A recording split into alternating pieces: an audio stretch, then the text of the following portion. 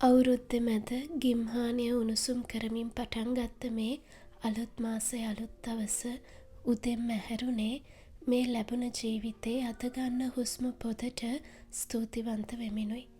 හිමිදිරි උදෑසන මට කුරුල්ලන්ගේ කීචි පීචි සද්දෙ වෙනුවට නම් ඇහෙන්නේ වාහනවල සද්දෙ.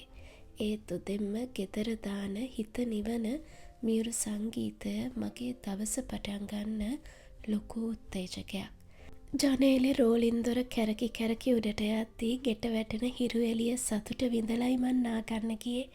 නාගෙන ඇවිත් සුවඳ ඉටි පන්දම් පත්තු කරලා කොළ පාටට හැරුණු මගේ පුංචි නිවහනේ පිරුණු සොබාදම් පැහැයේ සතුට විඳිමින් පළමුවෙනි තමගේ සුපුරුදු කිරිබත් හදලා මුල් කොටස බුදුන්ට පූජා කරන වත් පිළිවෙත් සිදු කරා.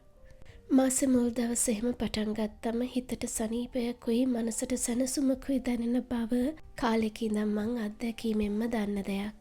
මං ඔයාලට පුංචි දෙයක් කියන්න. ඔයාලට අම්මා තාත්තා ඇති. ඒත් මේ ජීවිතේ ඕනෙම කාලෙදී අම්මා තාත්තා නැති අය ඉන්නවා. ඔයාට සහෝදර සහෝදරියෝ ඇති. ඒත් පවුලේ තනි වුණ කෙනෙක්ට ඒ අගේ වැඩියෙන් දැනෙනවා. ඔයා ආස නැති කෑමකට ඊයා අප්පිරියයි කියනවා ඇති. ඒත් ලැබෙන දෙයකින් එක වේලා හරි බඩ පුරව ගන්න මිනිස්සු ඉන්නවා. ඔයාගේ අල්මරිය පුරෝලා ඇඳුම් තිබ්බට තව ඇඳුම් වලට ආස ඇති.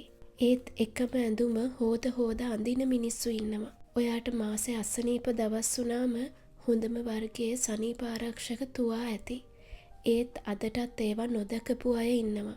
සන්නාම නාමයන් තියෙන ඇඳුම්, සපත්තු, බෑග්, සුවඳ විලවුන් ඔයාට ඇති. ඒත් බ්‍රෑන්ඩඩ් කියන දේවත් නොදන්න මිනිස්සු ඉන්නවා. ඔයාට කතා කරන්න, බලන්න, කියවන්න පුළුවන් ඇති. ඒත් එහෙම බැරි අයත් ඉන්නවා. ඔයා ළඟ තියෙන ඔයාට පුළුවන් දේ ගැන ඔයාට වටිනාකමක් නැතුව ඇති. ඒත් එහෙම නැති අය ඔයා දිහා බලන් මටත් මෙහෙම ඉන්න තිබ්බනම් කියලා හිතනවා ඇති. ජීවිතය යන්නේ ඒ වගේ. අපි ළඟ තියෙන දේට වඩා අපි හොයන්නේ අපි ළඟ නැති දේ. ඒත් අපි ළඟ තියෙන පුංචි දේට වටිනාකමක් අගය කිරීමක් දුන්නම ස්තුතිවන්ත වුණාම මේ ජීවිතේ කා එක්කවත් තරගයක් සංසන්දනයක් නැතුව සරලව ජීවත් වෙන්න පුළුවන්. මේක අහන් ඉඳලා එකපාරට මං නම් මෙහෙමයි කියලා නොකිය හිතට තට්ටු කරලා අහන්න මන් ළඟ තියෙන දේ ගැන මං සතුටුද? හෘද සාක්ෂියට එකඟව උත්තරේ අරගන්න. ඔයාට ඔයා ඉන්න තැන එතකොටයි දැනගන්න පුළුවන්. එතනින් එහාට ඔයා හිතන විදිය වෙනස් කරන්න පුළුවන්. මං හැම වෙලේම මගේ හිතිනුයි අහන්නේ. මගේ හිත මට කවදාවත් බොරු කරන්නේ නැති නිසා. එතකොටයි මට අලුත් පැත්තකින් හිතන්න පුළුවන් වෙන්නේ. අන්න එහෙමයි මං මගේ ළඟ තියෙන දේට වටිනාකමක් දීලා අගය කරලා ස්තුතිවන්ත වෙන්න පුරුදුනේ. විශ්වාස කරන්න මගේ ජීවිතේම වෙනස් වුණා.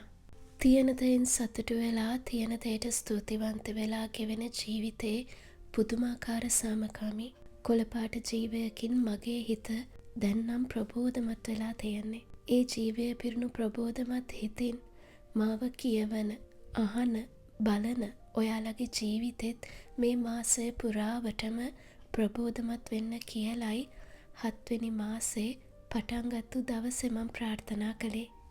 ඉතින් මං ආයෙම මතක් කරන්න. ඔයාට මේ ලැබිලා තියෙන ජීවිතේ තව කෙනෙක් ඒ අයට ලැබෙනකම් බලාගෙන ඉන්නවා. ස්තුතිවන්ත වෙලා මේ ජීවිතේ සතුට සමරන්න. ගොඩාක් ස්තුතියි මාව අහන් හිටියටයි බලන් හිටියටයි මට දෙන ආදරේටයි.